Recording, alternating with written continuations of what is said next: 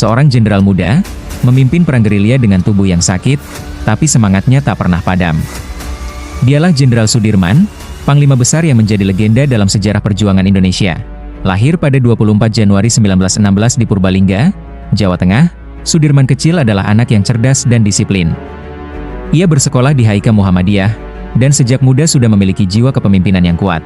Ketika Jepang menduduki Indonesia, Sudirman bergabung dengan PETA atau Pembela Tanah Air, sebuah organisasi militer bentukan Jepang.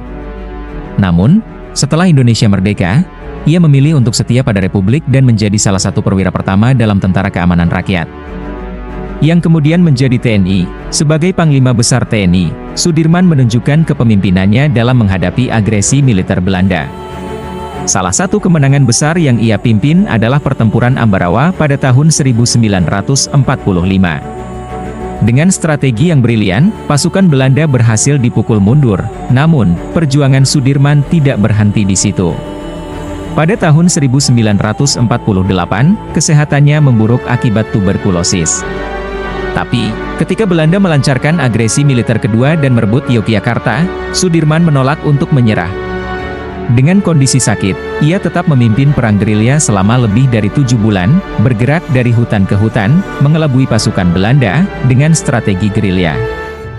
Sudirman membuktikan bahwa meskipun Indonesia tidak memiliki kekuatan militer besar, semangat juang yang tinggi dapat mengalahkan penjajah. Pada tahun 1949, setelah Belanda dipaksa untuk mengakui kedaulatan Indonesia, Sudirman kembali ke Yogyakarta dalam keadaan yang semakin lemah. Tubuhnya sudah terlalu lelah setelah perjuangan panjang, dan pada 29 Januari 1950, hanya beberapa bulan setelah Belanda mengakui kemerdekaan Indonesia, Jenderal Sudirman wafat dalam usia 34 tahun. Indonesia kehilangan salah satu pejuang terbesarnya, tetapi semangatnya tetap hidup dalam sejarah perjuangan bangsa. Jenderal Sudirman bukan hanya seorang panglima. Ia adalah simbol keberanian, pengorbanan, dan semangat pantang menyerah. Tanpa beliau, mungkin sejarah Indonesia akan berbeda. Jangan menyerah hanya karena keadaan sulit. Berjuanglah, karena kemerdekaan ini adalah amanah dari para pejuang.